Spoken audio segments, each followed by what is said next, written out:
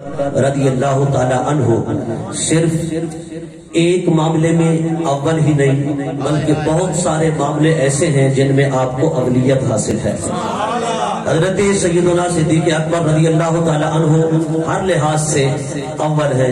اللہ رب العزت قرآن مجید فرقان حمید میں واضح طور پر فرما رہا ہے اذ یقول لصاحبہ لا تحزن شان یسنین اذ ہما فی الغار، شان یسن ہے دو میں سے دوسرا، اذ ہما فی الغار جبکہ وہ دونوں غار میں تھے، جبکہ وہ دونوں غار میں تھے۔ اللہ رب العزت فرماتا ہے اذ یقول لصاحبہ، تو جب ان کے صاحب نے انہیں کہا لا تحزن ان اللہ معنا، اے ابو بکر غم نہ کر ہمارا رب ہمارے ساتھ ہے۔ سبحان اللہ۔ اس میں دو باتیں بڑی قابل توجہ ہیں۔ ایک تو لفظ ثانی، اللہ پاک نے ثانی کس کو فرمایا؟ ثانی فرمایا حضرت سیدنا ابو بکر صدیق کو۔ اس کو حضرت ابو بکر صدیق کو، یعنی حضور ہے اول، حضرت ابو بکر ہے ثانی، حضور کے ثانی ابو بکر ہیں، اور رہے باقیوں کے تو باقیوں کے ابو بکر ہی اول ہے۔ سبحان اللہ۔ بولے ذرا محبت سے، اے شان یسن دو میں سے دوسرا، ثانی سے مراد میں مفسرین فرماتے ہیں سیدنا صدیق اکبر حضور ہوئے اول، ابو بکر ہوئے ثانی، لیکن حضور کے ثانی حضرت سیدنا ابو بکر حضور کے ہیں ثانی، باقی سب کے ہیں اول، باقی سب کے ہیں اول۔ اسی لیے ہم کہتے ہیں وہ پہلا نمبر صدیق اکبر کا ہے۔ سبحان اللہ۔ پہلا نمبر کس کا ہے؟ حضرت سیدنا ابو بکر صدیق کا ہے۔ اس لیے ہم کہتے ہیں، کیا کہتے ہیں؟ دمادم مست لنگر، آگے کیا ہے؟ پہلا نمبر صدیق کا پہلا نمبر، یعنی کا صدیق کا۔ بولے ذرا محبت سے، سبحان اللہ۔ جس کا عقیدہ وہ بولے باقی چپ رہے بیٹا۔ دمادم مست لنگر صدیق کا پہلا نمبر، کیونکہ پہلا نمبر اور کسی مائی کے لال نے رب نے عطا فرمایا ہے۔ سبحان اللہ، اللہ اکبر، یا رسول اللہ، آچاریہ، یا علی، صدیق اکبر زندہ باد، زندہ باد۔ سبحان اللہ، سبحان کیوں نہ کہیں کہ پہلا صدیق ہی ہے؟ بے شک، سبحان اللہ۔ پہلا نمبر صدیق اکبر کا ہے، کیونکہ رب فرما رہا ہے نا شان یسنین دو میں سے دوسرا، مفسرین کا اس پر اتفاق ہے۔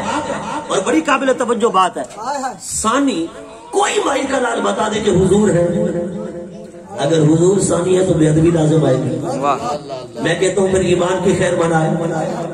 میں نے کہا اٹھاؤ تفسیر قمی کو، اٹھاؤ تفسیر منہاج العابدین کو، اور تمہارے بڑوں نے لکھا ہے، تفسیر قمی والے نے لکھا ایران قم کی صدی ہے، اس نے کہا ثانی سے مراد ابو بکر ہے، تو اول سے مراد حضور ہے۔ اب ثانی حضور کا ابو بکر تو باقیوں کا اول بھی ابو بکر۔ سبحان اللہ، سبحان اللہ۔ حضور کا ثانی ابو بکر تو باقیوں کا اول ابو بکر۔ سبحان اللہ، تو میں سبحان اللہ، سبحان اللہ۔ اول ابو بکر۔ دوسری بات لا تحزن، جب صدیق اکبر غمگین ہوئے نا یا رسول اللہ یہ اوپر سے اگر آگے کفار تو پھر ہم کہاں جائیں گے؟ حضور نے اشارہ فرما ابو بکر اگر وہ ادھر سے آئے تو ہم ادھر چلے جائیں۔ ابو بکر کہتے ہیں خدا کی قسم حضور جب اشارہ کرتے تھے پھر حضور نے فرما ابو بکر اگر یہ کفار ادھر سے آئے تو ہم ادھر چلے جائیں گے، اگر ادھر سے آئے تو ہم ادھر چلے جائیں گے، ادھر سے آئے تو ہم ادھر چلے جائیں گے۔ حضرت ابو بکر کہتے ہیں حضور نے چاروں سمتوں کی طرف اشارہ فرمایا، جدھر مصطفیٰ کا ہاتھ اٹھتا چلا گیا راستے کھلتے چلے گئے، مجھے کہیں بند گلی نظر ہی نہیں آئی۔ صدیق اکبر کہتے ہیں ہر طرف راستے کھلتے چلے گئے، مجھے کہیں کوئی بند گلی نظر ہی نہیں آئی۔ تو میں نے کہا حضور اشارہ کرے تو بند گلیاں کیسے نظر آئے؟ راستے تو کھل جائیں گے نا۔ اگر تو بھی آج راستہ کھلوانا چاہتا ہے، کہتا میرے سارے راستے کھل جائیں، بند گلیاں ختم ہو جائیں، تو آپ صدیق والا عقیدہ اپنا لو، بند گلیاں کھل جائیں گے۔ سبحان اللہ، بے شک بند راستے کھل جائیں گے، بند دروازے کھل جائیں گے، رزق کا دروازہ بند ہے اللہ اکبر. لا تحزن, حضور نے کیا فرمایا؟ لا تحزن, غم نہ کر. اچھا اس میں بڑی قابل توجہ بات, ایک ہے حزن ایک ہے غم. ایک ہے حزن ایک ہے غم. حزن اور غم میں فرق کیا ہے؟ حزن اور غم کے اندر فرق یہ ہے کہ غم جو ہوتا ہے نا وہ بندہ اپنے لیے کھاتا ہے, اور جو حزن ہوتا ہے وہ کسی اور کے لیے. جو غم ہو تو حزن ہوتا ہے وہ دوسرے لیے, دوسرے کے لیے. خدا کی قسم سرکار نے فرمایا لا تحزن, ابو بکر غم نہ کر. اس سے اس بات کی طرف اشارہ ہے وہ غار کے اندر جتنا خطرہ حضور کو تھا اتنا خطرہ ابو بکر کو تھا. جتنا تکلیف حضور کو پہنچنا تھی اتنا ہی تکلیف ابو بکر کو پہنچنا تھی. پر میں نے کہا اگر آج تک تجھے ناموس رسالت کا مسئلہ سمجھ نہیں آیا, آج ابو بکر سمجھا گیا. مصطفیٰ فرما دے لا تحزن, اور حضور نے فرما دیا غار کے اندر بھی خطرہ تو دونوں کے لیے برابر تھا, خطرہ تو دونوں کے لیے برابر تھا. پر ابو بکر کو وہاں پر بھی غم اپنا نہ تھا, غم مصطفیٰ کا تھا. سبحان اللہ, سبحان اللہ.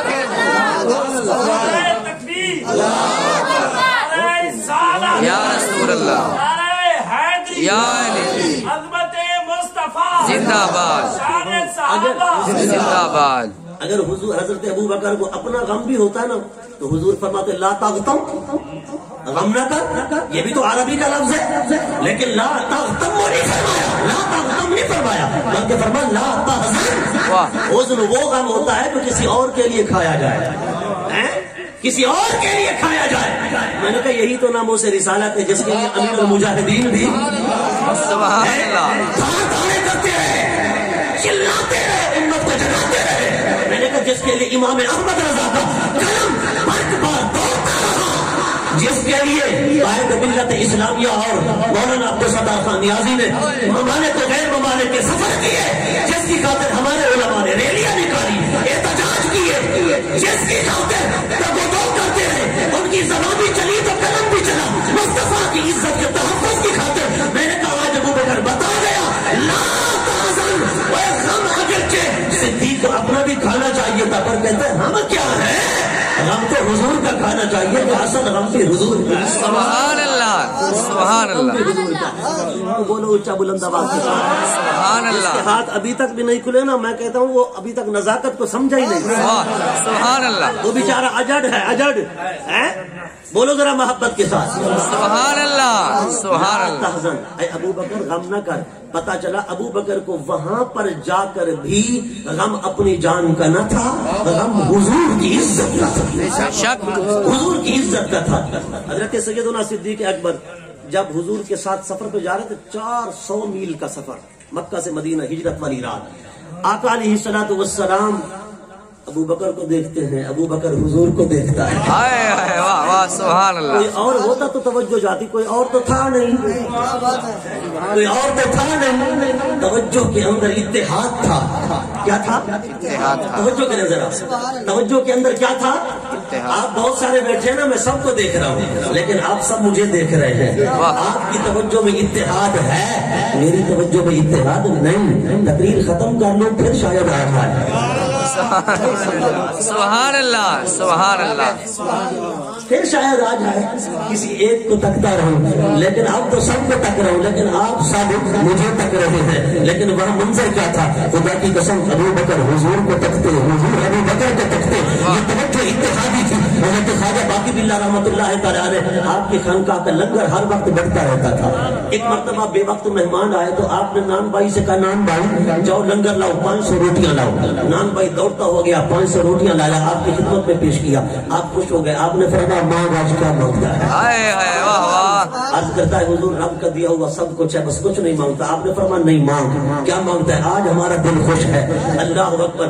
نان بھائی نے کہا خواجہ باقی باللہ کون ہے؟ حضرت مجدد علی ثانی کے پیر و مرشد. آپ نے فرمایا مانگ, کیا مانگتا ہے؟ اس نے عرض کی حضور پہلے تو مانگتا نہ تھا, اب مانگنے پہ آیا ہوں تو میں یہ مانگتا ہوں کہ اگر بنانا ہے, عطا کرنا ہے, تو اپنے جیسا باقی باللہ بنا دے. سبحان اللہ, اپنے جیسا بنا دے. آپ نے فرمایا مجھ جیسا کیسے ایسے بن جاتا ہے؟ یہ کوئی گلی کی چیز ہے کہ پکڑ کے اسے حاصل کر لیا جائے؟ باقی باللہ بنتے ہوئے کئی پاپڑ بیلنے پڑتے ہیں, مجھے یہ کرنا پڑتا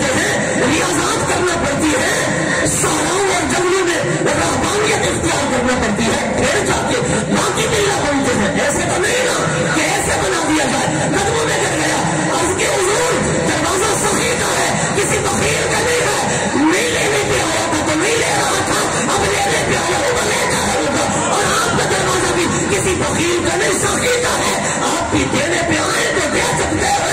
सुभान अल्लाह, तकबीर, अल्लाहु अकबर, रिसाला, या रसूल अल्लाह, खिलाफत, हज जारिया, इस्मत औलिया, जिंदाबाद। और आप दे सकते हैं। अब मैं भी लेने की ठान चुका हूँ, मैं भी यही लूंगा और आप देना, अता फरमाए ना। आपने हाथ से पकड़ा, हुजरे में ले गए, 3 दिन अंदर रहे, नान भाई भी और हजरत ख्वाजा बाकी बिल्ला भी। 3 दिन के बाद जब बाहर निकले ना, मुरीदीन कहते हैं पता न चलता था, सूरत और सीरत तो यकसा हो चुके थे। ये पता न चलता था कि बाकी बिल्ला कौन है और नान भाई कौन है, रोटियां पकाने वाला बावर्ची कौन है, कुछ पता न चलता था। फर्क सिर्फ एक था, क्या कि ख्वाजा बाकी बिल्ला होश और हवास में थे, नान भाई लड़खड़ा रहे थे, जिस्म पे रेशा तारी था, कपकपी तारी थी, मदहोश थे। फरमाया कि 3 दिन के बाद वो इंतकाल कर गए। हजरत ख्वाजा बाकी बिल्ला ने तवज्जो इत्तेहादी डाली थी, तवज्जो इत्तेहादी, उसको भी अपने जैसा 3 दिन के अंदर बना दिया। जब हुजूर और सिद्दीक चलते रहे ना, खुदा की कसम तवज्जो इत्तेहादी थी। निगाह सिद्दीक चेहरा मुस्तफा पे, हाँ निगाह मुस्तफा चेहरे अबू बकर, अबू बकर सिद्दीक को हुजूर तकते हैं, सिद्दीक हुजूर का तकता है, हुजूर सिद्दीक का तकते हैं। चलते जा रहे, जब मदीना पहुंचे दोनों बैठ गए। मदीना वाले हैरान हो गए, हुजूर कौन है? नारे तकबीर, नारे रिसाला, या रसूल अल्लाह, नारे खिलाफत, हज जारिया, हैदरी। सीरत निगारों ने लिखा, फर्क महसूस नहीं होता था कि हुजूर कौन है और अबू बकर कौन है। हजरत सिद्दीक ने जब ये भाप लिया ना कि ये शख्स हैरान परेशान मुतहय्यर हो रहे हैं, तो हजरत सैयदना सिद्दीक अकबर खड़े हो गया और ऐसे चादर हुजूर के ऊपर तान ली। वाह सुभान अल्लाह, और उससे हवा देना शुरू कर दी। कहो नादानो, घबराओ नहीं, मुतहय्यर न हो, ये आका है, मैं गुलाम हूं। हाय हाय वाह सुभान अल्लाह, आका ये है, मैं गुलाम हूं। मैंने कहा ये तवज्जो इत्तेहादी थी ना, और ये शान किसी और को हासिल नहीं, ये सिर्फ अबू बकर को हासिल है। कहते हैं सुन्नी शान सहाबा नहीं पढ़ते, शान सहाबा नहीं बयान करते। मैंने कहा जैसा सुन्नी करता है वैसा कोई माई कलाम कर ही नहीं सकता है। जैसे हुजूर का गुलाम सुन्नी जैसे शान सहाबा बयान करता है, ये शान सहाबा नहीं तो और क्या है। हुजूर ने फरमाया अपने मर्ज़ुल वफात में, हुजूर जिस मतलब है कि बीमारी के अंदर दुनिया से तशरीफ ले गए, हुजूर ने फरमाया मुरू अबा बकर फलयुसल्लि बिन्नास, अबू बकर से जाकर कहो कि वो नमाज पढ़ाए। हजरत सैयदा आयशा आगे बोलने लगी, अर्ज करने लगी, या रसूल अल्लाह, वो रकीकुल कल्ब हैं, नरम दिल हैं, बूढ़े हैं, मुअम्मर हैं और सबसे बड़े हैं और आपसे बड़ा प्यार करते हैं। वो जब मुसल्ला पे आपको नहीं देखेंगे ना तो वो गिर जाएंगे, नमाज नहीं पढ़ा सकेंगे, वो बर्दाश्त नहीं कर सकेंगे, आपकी जुदाई बर्दाश्त नहीं कर सकते। हजरत अबू बकर सिद्दीक को हुजूर ने फिर सैयदा आयशा से फरमाया, मुरू अबा बकर फलयुसल्लि बिन्नास। हजरत सैयदा आयशा ने सैयदा हफ्सा से कहा, जाओ हजरत उमर से कहो वो नमाज पढ़ाए। हजरत उमर मुसल्ला पर खड़े होने लगे। जब कहा ना अल्लाहु अकबर, वाह, नमाज तो शुरू हो चुकी थी ना, अल्लाह अकबर कहा, सरकार के कानों में आवाज पड़ी, क्योंकि एक खिड़की का फासला था। इस तरफ हुजरा पाक में सरकार थे, इस तरफ मस्जिद नबवी थी, एक खिड़की का फासला। सरकार के कानों में आवाज पड़ी, हुजूर ने फरमाया ला ला ला, फरमाया ये नहीं, जिसे खुदा ने इमाम बनाया है वो बने। सुभान अल्लाह, सुभान अल्लाह। तुम क्या समझते हो मैंने अबू बकर को इमाम बनाया? फरमाया नहीं, अबू बकर को इमाम खुदा ने बनाया है। हाय हाय वाह सुभान अल्लाह। मैंने कहा एक बात तू कहता है अव्वल अबू बकर नहीं कोई और है। मैंने कहा इधर आ, हुजूर ने अपनी जिंदगी में जिसे इमाम बना दिया अव्वल भी वही है। इस्लाम ने फरमाया उमर नहीं अबू बकर। सुभान अल्लाह। जब उम्महातुल मोमिनीन में से किसी ने पूछा ना कि आपने इमाम बनाया है अबू बकर सिद्दीक को, हुजूर ने फरमाया मैंने नहीं रब ने बनाया है। सुभान अल्लाह। मैंने नहीं रब ने बनाया है। अच्छा इमाम से बताना 17 नमाजें सरकार की हयात पाक के अंदर अबू बकर ने पढ़ाई। कितने नमाजें? 17 नमाजें। अशरा मुबशरा ने पढ़ी, उबादला अरबा ने पढ़ी, खुलफा सब थे, جی چھوٹے بڑے سب صحابہ ابو بکر صدیق کے پیچھے عمر بھی تھے، عثمان بھی تھے، علی بھی تھے، سب نمازیں پڑھ رہے تھے. اچھا وہ نمازیں ہوئی کہ نہیں ہوئی؟ ہوئی نا، نمازیں ہو گئی نا، یہ نہیں ہوئی. سب کا عقیدہ ہے، یہ بات ذہن میں دل میں پختہ کر لو، سب کا عقیدہ ہے. اچھا کوئی یہ تو نہیں کہہ سکے گا نا کہ حضرت ابو بکر صدیق نے نمازیں پڑھائیں، نمازیں 17 نمازیں حضور کی زندگی میں پڑھائیں، باقی سب نے پڑھی، علی نے نہیں پڑھی.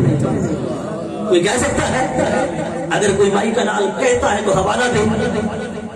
ہم بیٹھے ہیں نا، کیا بات ہے، سبحان اللہ، فرما ہے سبحان اللہ، کیا بات ہے، سبحان اللہ. ادھر بھی جو فیض ہے وہی ادھر ہے. سبحان اللہ، آپ اور میں فیض میں یکساں ہیں. سبحان اللہ. میں نے کہا مولا علی نے نمازیں پڑھی کہ نہیں؟ اگر پڑھی اور یقیناً پڑھی تو وہ ہوئی کہ نہیں ہوئی؟ اگر ہوئی تو پھر میں نے کہا بات اور بنے گی. کیا کہ ابو بکر علی کا بھی امام ہے؟ میں نے کہا اگر علی امام الاولیاء ہے تو صدیق اکبر تو امام علی ہے، سبحان امام اللہ. علی ہے. اگر نہیں ہوئی تو پھر میں نے کہا سورج کیوں نہیں رکا؟ واہ، سبحان اللہ، سبحان اللہ. ایک نماز رہ جائے تو سورج رک جاتا ہے، واپس آ جاتا ہے اور علی کو دیکھتا رہتا ہے. علی جلدی نماز پڑھ، میں نیچے جاؤں. لیکن علی کہتا ہے تیری جرات نہیں ہے، اب تیری جرات نہیں ہے کہ تو جا سکے، میں بھی بڑے مزے سے نماز پڑھوں گا. سبحان اللہ. اتنا دیر علی نماز پڑھتے رہے، سورج نیچے نہیں گیا.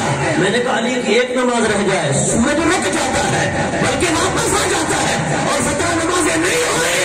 میں نے کہا سورج کیوں نہیں رکا؟ سورج چلتا رہا، یہ اس بات کی علامت ہے علی کی نمازیں ہوتی رہی تو ابو بکر سب کا امام ٹھہرا، علی کا بھی امام ٹھہرا. ماننا پڑے گا علی کا بھی امام ابو بکر ہے. اسی لیے ہم کہتے ہیں دماد مست کلندر ابو بکر کا پہلا نمبر، صدیق اکبر کا پہلا نمبر ہے. حضرت صدیق اکبر کے اندر عشق فراما اور عشق فروزاں کی جو بٹھی جل رہی تھی نا، خدا کی قسم اسی کا تو یہ کمال تھا نا. کہتے ہیں کہ اگر سدرہ پہ جا کر حضور نے فرمایا جبریل آگے چلو نا، جبریل نے کہا میں نہیں چل سکتا آگے، اگر بال برابر بھی جاؤں تو جل جاؤں. کہتے ہیں اگر یہاں ابو بکر ہوتے نا وہ کہتے جل جانا بھی اچھا ہے لیکن جانا ضرور ہے. سبحان اللہ. جانا ضرور ہے، وہ نہ رکتے. حضور کی خاطر جل جانا یہ قبول ہے. اب جبرائیل کے پاس علم بھی تھا، عبادت بھی تھی، سیادت ملائکہ بھی تھی، یہ فرشتے کا سردار ہے، ایمان بھی تھا. اگر اس کے پاس نہیں تھا تو وہ جذبہ صدیق اکبر نہیں تھا، سبحان اللہ. اکبر نہیں تھا. واہ، اور ابو بکر والا جذبہ اور کس کے پاس ہے؟ کسی کے پاس ہی نہیں ہے، سبحان اللہ. کسی کے پاس ہی نہیں ہے. حضرت سیدنا صدیق اکبر رضی اللہ تعالیٰ عنہ. اور میں نے کہا جس گھوڑے پر نبی سوار ہوا تو اس گھوڑے کی تعظیم کرتا ہے جس صدیق کے کندھوں پر مصطفیٰ سوار ہوا. ہائے ہائے اپنے ایمان کو برباد نہ کر. میں نے کہا اگر گھوڑے پر نبی بیٹھے تو اس کے نیچے سے گزرتا ہے، اور اگر صدیق کے کندھوں پہ مصطفیٰ بیٹھے صدیق کے نیچے لگنے کی یہ گوارا نہیں ہے. واہ، سبحان اللہ، سبحان اللہ. بک بک کرتا ہے. حضرت صدیق اکبر رضی اللہ تعالیٰ عنہ. باتیں تو بہت ہیں، میں طول نہیں دینا چاہتا. سرکار کائنات امام الانبیاء جب مسجد نبوی بنا رہے تھے نا تو آقا علیہ السلام نے پہلے ایک اینٹ رکھی، پھر فرمایا ابو بکر کو بلاؤ وہ اینٹ میرے ساتھ رکھے. پھر سرکار نے فرمایا عمر کو بلاؤ، عمر آئے، فرمایا وہ ان کے ساتھ رکھے. پھر عثمان کو بلایا، فرمایا وہ اس کے ساتھ اینٹ رکھے، چوتھی اینٹ. پھر مولا علی بن ابی طالب کو بلایا، فرمایا وہ ان کے ساتھ رکھے. اس طرح حضور نے ترتیب سے اینٹیں رکھوا دی. مسجد نبوی بن گئی. سرکار نے دعا کی یا مالک الملک اے پروردگار عالم مسجد میں نے بنا دی، اور اسی ترتیب سے قیامت تک مسجد بھی رہے گی، قیامت تک خلافت کی یہی ترتیب بھی رہے گی. سبحان اللہ. اپنے قیامت تک میری مسجد کو کوئی بدل سکتا ہے، نہ میرے جانشینوں کی خلافت کی ترتیب